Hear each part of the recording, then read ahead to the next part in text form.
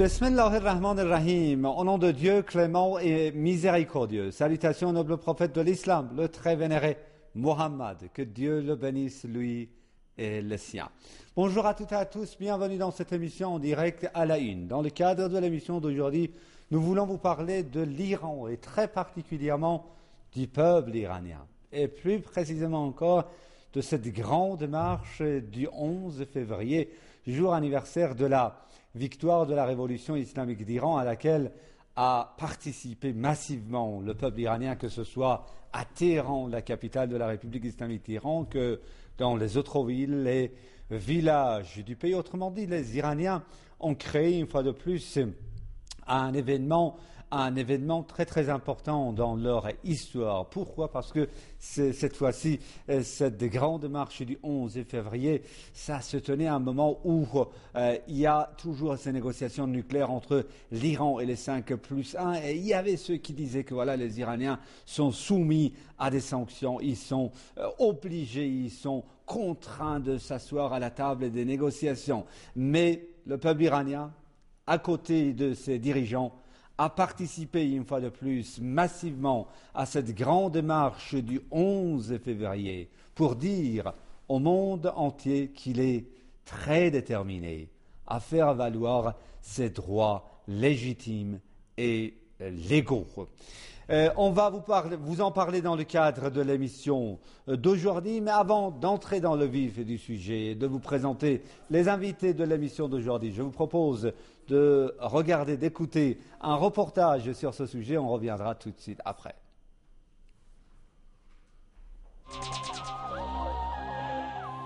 La révolution islamique d'Iran a vécu son avènement le 11 février 1979.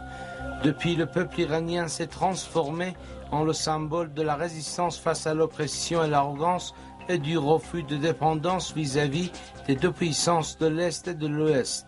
36 ans après son avènement, la révolution islamique reste toujours le modèle par excellence pour les nations opprimées du monde, notamment dans les pays islamiques, aplanissant en fait le terrain d'importantes évolutions politiques au niveau régional et international. La révolution islamique d'Iran, qui a fait connaître l'islam au monde entier en tant que puissance politique déterminante, s'est aussi transformée en une motivation pour l'éveil islamique parmi les musulmans opprimés du monde, faisant en même temps basculer les équations politiques de l'arrogance qui s'inscrivent dans les mêmes politiques du colonialisme. Lors de la République islamique d'Iran s'est levée devant les puissances arrogantes en rejetant aussi bien le colonisé que le colonisateur. Cela n'est pas allé, certes, sans provoquer l'animosité infinie de l'ordre de l'arrogance sous la houlette des États-Unis contre le peuple iranien. Les complots ont été ainsi fomentés de toutes parts contre l'Iran et son peuple.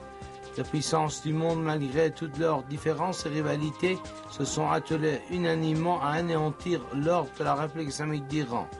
Du soutien au régime agresseur de Saddam durant 8 années de guerre imposées à l'imposition des sanctions de toutes sortes politiques, économiques et militaires, en passant par les efforts dans le sens de propager l'iranophobie et se déployer en vue de renverser l'ordre de la République islamique d'Iran, tout cela explique cette animosité à son encontre.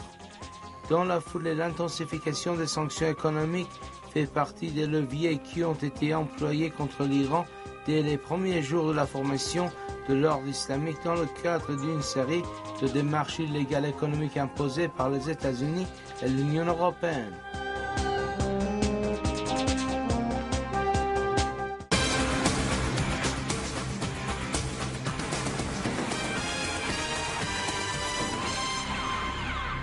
Merci infiniment d'être avec nous pour cette émission en direct à la une, comme je viens de vous le dire. Et cette fois-ci, on va vous parler de l'Iran, de notre pays, l'Iran islamique et de grande présence, de cette présence massive du peuple iranien à la marche du 11 février du 22 Bahman, qui marque l'anniversaire de la victoire de la révolution islamique d'Iran. Cette présence du peuple iranien, si vous avez suivi l'actualité internationale et très particulièrement l'actualité iranienne, vous vous en êtes rendu compte, et cette présence a été largement répercutée, évoquée par les médias régionaux et internationaux. Pourquoi? Parce qu'il y avait en fait des dizaines de journalistes qui étaient venus en fait de plusieurs pays du monde pour donner une couverture à cette marche du 11 février en Iran.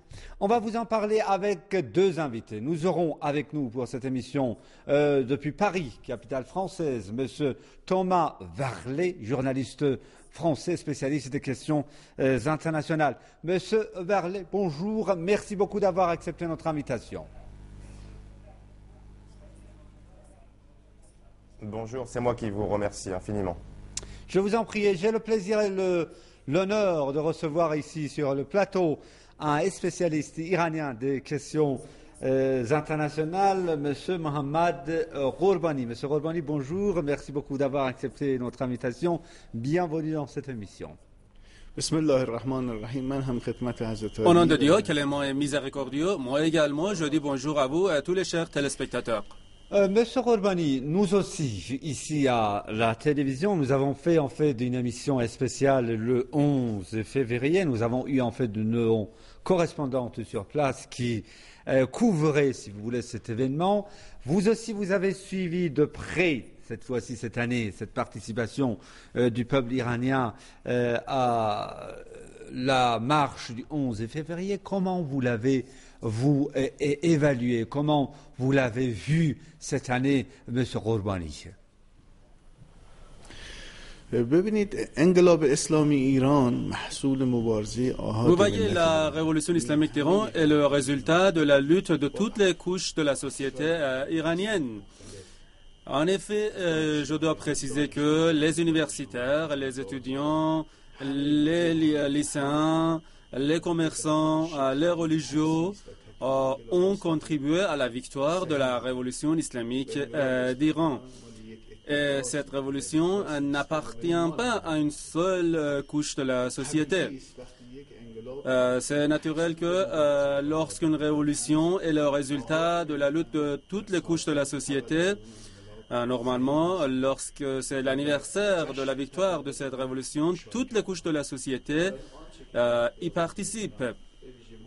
Alors, les Iraniens, notamment ceux qui, comme moi, étaient à Téhéran, on a remarqué que les citoyens iraniens, les habitants de Téhéran, de toutes les couches, ont participé à la grande marche du 11 février, c'est-à-dire le 22 Bahman, parce que cette révolution appartient à eux-mêmes.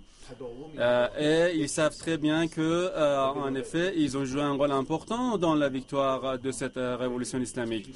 Alors, c'est naturel de voir tous les gens de toutes les couches, les hommes, les vieillards, les femmes, les enfants, même les minorités religieuses. Dans quel quartier vous êtes à Téhéran? Les chrétiens, même qui ont participé à cette manifestation. En effet, moi personnellement, j'ai rencontré les lycéens chrétiens, les étudiants même chrétiens qui ont participé en effet à cette manifestation. Même j'ai rencontré les citoyens zoroastristes iraniens qui ont participé à la grande marche du 11 février. Monsieur Ghourbani, avant de partir en fait à Paris, parce que vous venez de soulever un point, me semble-t-il, combien important, qui nous a été également échappé, Monsieur Ghourbani. Vous dites que vous habitez dans un quartier de Téhéran où il y a des Arméniens, il y a des minorités, des Zoroastriens, des Arméniens et des Zoroastriens et autres qui vivent en coexistence pacifique avec la majorité des Iraniens qui sont chiites. Vous êtes dans quel quartier de Téhéran, Monsieur Ghourbani? Vous habitez dans quel quartier de Téhéran? J'habite en effet à l'est de Téhéran. où il y a deux quartiers où habitent les chrétiens, c'est les zoroastristes, le quartier de Majidie et le quartier de Narmak. Il y a dans ce quartier des chrétiens, des zoroastristes, ils fêtent les vacances de Nowruz, ils fêtent également le Nouvel An chrétien. C'est une coexistence totalement pacifique. Notre voisin en bas, c'est un chrétien. Pas de problème, tout va bien. Et vous les avez vus participer à la grande marche du 11 février.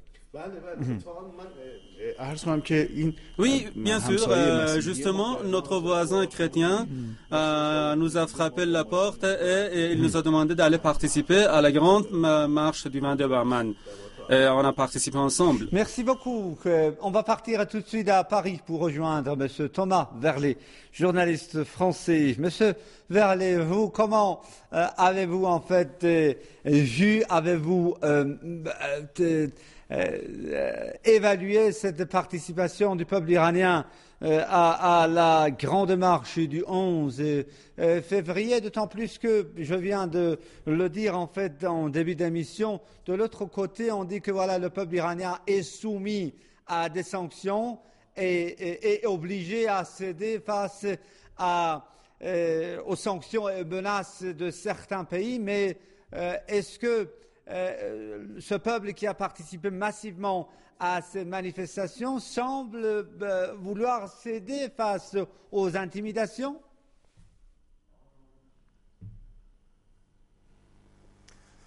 Eh bien, c'est justement les manifestations qui entourent les anniversaires de la révolution islamique d'Iran sont le fruit justement d'un phénomène assez extraordinaire, puisque c'est le résultat cette homogénéité populaire est le résultat de fait de cette volonté du peuple de conserver donc les principes et les valeurs de la révolution islamique. Et ce qui marque la rupture avec beaucoup de courants qui se prétendent révolutionnaires dans le monde, c'est que justement, 36 ans après la révolution islamique, il y a toujours cette ferveur où plusieurs dizaines de millions d'Iraniens de toutes classes confondues, de toutes couches sociales, descendent dans la rue et répondent à l'appel de l'unité nationale pour réaffirmer au monde entier justement que le peuple iranien est dans cette logique d'union autour de cette révolution et autour de sa constitution islamique. Il faut noter quelque chose d'assez extraordinaire, c'est que bien que beaucoup de pays dans le monde se soient revendiqués de la révolution, il est extrêmement rare, voire exceptionnel, de voir que 36 ans après une révolution, eh bien, le peuple est toujours aussi fort et soudé, uni derrière son gouvernement, surtout derrière l'esprit de la République islamique et de la révolution islamique. Et c'est une marque claire de cette volonté populaire de conserver justement ces principes et ces valeurs pour lesquels de nombreux martyrs ont donné leur vie. Et contrairement à beaucoup justement de révolutions qui ont vu le jour ces dernières années dans certaines parties du monde, il est évident que par exemple ni la Libye, ni la Tunisie, ni l'Égypte, ni d'autres pays qui ont connu des révolutions n'ont cette ferveur populaire qui suit justement cette révolution islamique. Et malgré les sanctions, malgré l'oppression médiatique, sociale, culturelle que l'Iran subit depuis 36 ans, on peut assister à quelque chose qui est clairement déroutant pour les forces de l'axe du mal, qui sont représentées par la culture américaine, qu'ils n'arrivent pas justement à dissoudre cet esprit populaire qui est largement présent, et que malgré les tentatives de sanctions économiques, de renversement de la République islamique par le biais de fausses révolutions comme il y a eu en 2009, où la réponse du peuple iranien fut d'ailleurs extrêmement claire, où des dizaines de millions d'Iraniens sont descendus dans les rues pour réaffirmer justement cette homogénéité et cette volonté du peuple Merci beaucoup. de conserver sa révolution islamique et de conserver sa constitution islamique. est une preuve manifeste. Monsieur Verlet, une autre question très rapidement, s'il vous plaît. Alors, peut-on dire que le peuple iranien représente l'exemple et le modèle d'un peuple qui est déterminé à s'appuyer sur ses propres moyens, ses propres capacités, tout en fait suivant, tout en menant une politique d'ouverture, d'interaction constructive, de compréhension mutuelle et de respect mutuel avec le monde extérieur. Bien sûr, il est évident que la révolution islamique, au départ, était un élan simplement de libération d'un peuple contre la tyrannie, l'arrogance et l'oppression qui était représentée par Reza Pahlavi. Et donc, il est évident que par la suite, aujourd'hui, la République islamique non seulement est devenue un pays qui a obtenu son indépendance et sa liberté, mais il est devenu aujourd'hui le fer de lance de l'esprit révolutionnaire, puisque justement nous avons clairement une nation qui s'est débarrassée de tout esprit et de tout dogme occidental, qu'il soit communiste ou qu'il soit capitaliste. C'est-à-dire que le slogan de l'imam Khomeini était « ni Est ni Ouest », et cette formule représente de manière très claire l'état d'esprit de la République islamique iranienne. Et aujourd'hui, il est évident que les peuples du monde entier prennent exemple sur non seulement l'esprit révolutionnaire qui a conduit à la libération du peuple iranien, mais également à la manière dont l'Iran résiste aujourd'hui sur le plan international à l'oppression, aux sanctions économiques. Et nous avons justement la chance de voir le fruit de ce travail qui a mis sur le plan, en avant sur le plan international une nation qui est capable de travailler seule, sans l'aide de l'Occident. Merci beaucoup, monsieur de Thomas Verlet, pour votre éclairage, votre analyse. Je vous remercie de rester en ligne avec nous pour cette émission. Maintenant, je vous propose un second reportage. On reviendra tout de suite après.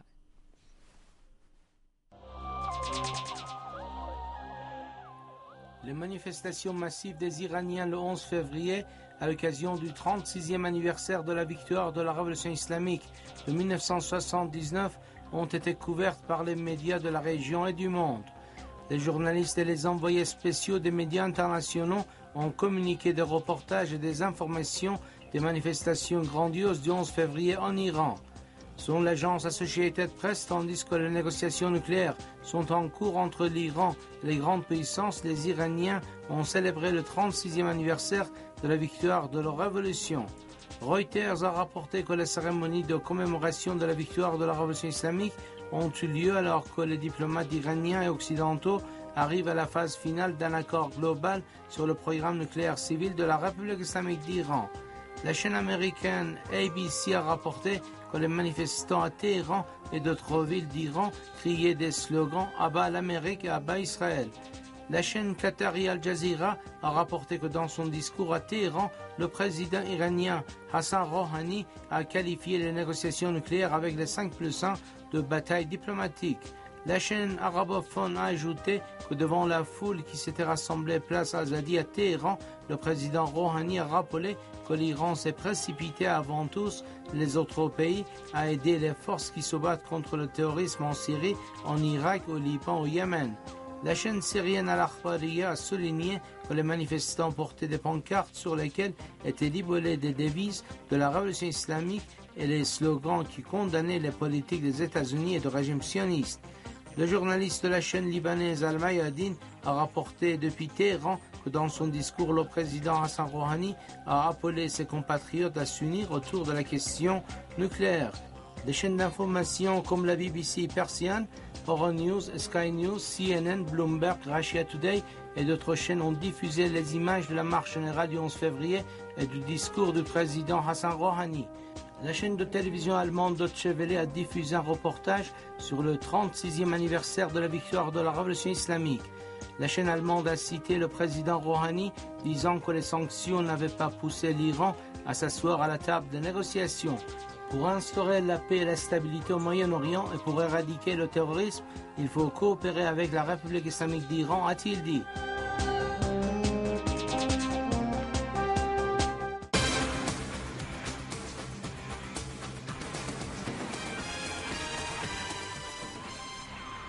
Merci beaucoup d'être avec nous pour cette émission en direct à la une consacrée à cette participation massive du peuple iranien à la grande marche du 11 février, jour anniversaire de la victoire de la révolution islamique de 1979.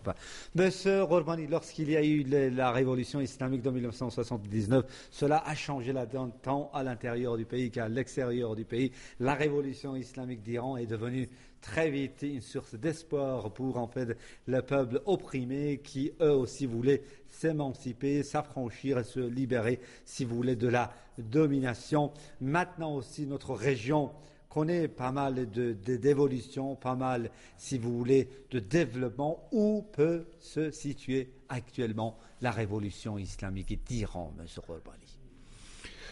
اگر مؤلفه های انقلاب اسلامی رو بشماریم en effet on doit énumérer les vecteurs et les facteurs de la révolution islamique d'Iran, il y a deux facteurs qui sont très importants. La lutte contre un régime politique dépendant de l'arrogance et de la dictature qui était Mohammad Reza Pahlavi, et ensuite la lutte contre en effet le colonialisme étranger. Alors vous voyez qu'avant la victoire de la révolution islamique en Iran, le despotisme était lié au colonialisme mondial. Lorsqu'on étudie les évolutions de la région, on voit que les régimes dictatoriaux dans la région, en effet, les pays où en effet la dictature existe toujours, justement, ces régimes dictatoriaux sont soutenus par les pays occidentaux, notamment les États-Unis. On peut donner des exemples.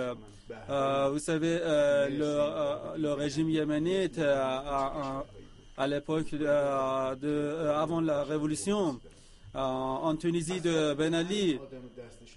Et en effet, ces dictateurs dépendants de l'étranger ont mis leur pays totalement à la disposition des Occidentaux, notamment des Américains. Avant la victoire de la révolution islamique en Iran, c'était la même chose en Iran. Mohammad Reza Pahlavi était arrivé au pouvoir grâce à l'aide des Britanniques. Et en effet, il était un dictateur qui dépendait de l'Occident. Quel était le résultat? Finalement, le peuple, sous le leadership d'un religieux, d'un révolutionnaire, s'est soulevé contre cette dictature. Et le résultat, c'était l'indépendance. C'est normal que cette lutte du peuple iranien peut être un modèle pour les autres peuples dans le monde. En effet, les pays dans tout le monde entier doivent compter sur leurs valeurs, sur leur unité, sur leur histoire, sur leur lutte pour anéantir les dictateurs. En effet, en ce qui concerne l'éveil islamique dans la région, on a été témoin en effet de ce phénomène. Les luttes se poursuivent dans le cadre de l'éveil islamique et j'espère que grâce au sang des martyrs de ces révolutions, tous les pays du monde vont se débarrasser de la dictature, Inch'Allah. Monsieur Thomas Verlet, est-ce que vous confirmez l'avis de mon invité ici présent sur le plateau, Monsieur Mohammad Ghorbrani? Oui, bien sûr, tout à fait, c'est une évidence. Moi, ce que je voudrais rajouter une petite chose, c'est que aujourd'hui, il y a quand même un caractère politique qu'il faut mettre en lumière, c'est la différence entre la République islamique d'Iran, qui reste un exemple de révolution et de soulèvement contre l'oppression et la tyrannie, et qui véhicule donc ce véritable idéal de justice. Et de l'autre côté, nous avons à voir ces superpuissances américaines et financières, à laquelle d'ailleurs la France est totalement soumise. Beaucoup de gens pensent que la France est acteur de la discorde qui est générés dans les nations du monde, mais la France, le peuple français est lui aussi également soumis à tous ces lobbies et à toute cette culture américanisante. Et malgré le fait que la République islamique soit le fer de lance de l'idée révolutionnaire, contrairement aux intérêts américains, ils n'interagissent pas dans les affaires du monde extérieur, ils ne déclenchent pas de guerre au nom de la démocratie et de la liberté. Et pourtant, la République islamique reste un exemple extraordinaire qui a créé justement des sentiments très forts dans d'autres pays, notamment le Liban, le Yémen, le Bahreïn et la Syrie qui résistent de manière héroïque depuis 3 années. Et c'est vrai que, en ce sens, l'Iran conserve tout son honneur, puisqu'il n'a pas besoin, contrairement aux puissances occidentales, d'aller s'imposer militairement dans des pays voisins. D'ailleurs, la République islamique d'Iran, en 36 ans d'existence, n'a jamais, au grand jamais, envahi le moindre centimètre carré de territoire voisin. Les seules guerres auxquelles il a été confronté sont la guerre Iran-Irak, sur lequel il a défendu ses frontières héroïquement, malgré l'alliance internationale des grandes puissances. Merci beaucoup Thomas Verlet, journaliste de français, d'être avec nous pour cette émission. Je vous souhaite une excellente journée. On va faire une courte pause, on reviendra tout de suite après.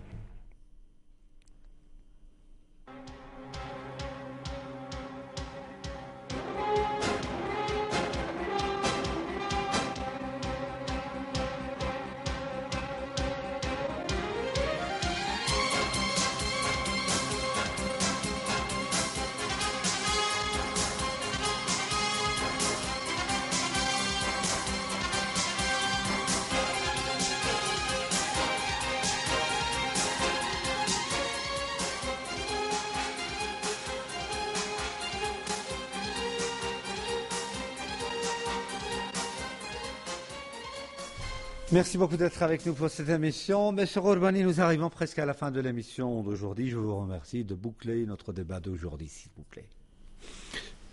ببینید از 1979 Depuis février 1979, la date de la victoire de la révolution islamique en Iran, les Occidentaux, notamment les États-Unis, ont fait beaucoup de choses à l'encontre de l'Iran. Et ils ont en effet organisé, ourdi beaucoup de complots. Ils ont organisé des coups d'État. Ils ont provoqué Saddam à lancer une guerre contre l'Iran. Les assassinats, 17 000 Iraniens ont été assassinés par les terroristes soutenus par l'Occident et justement la France. Leur base se trouve maintenant en France et aux États-Unis.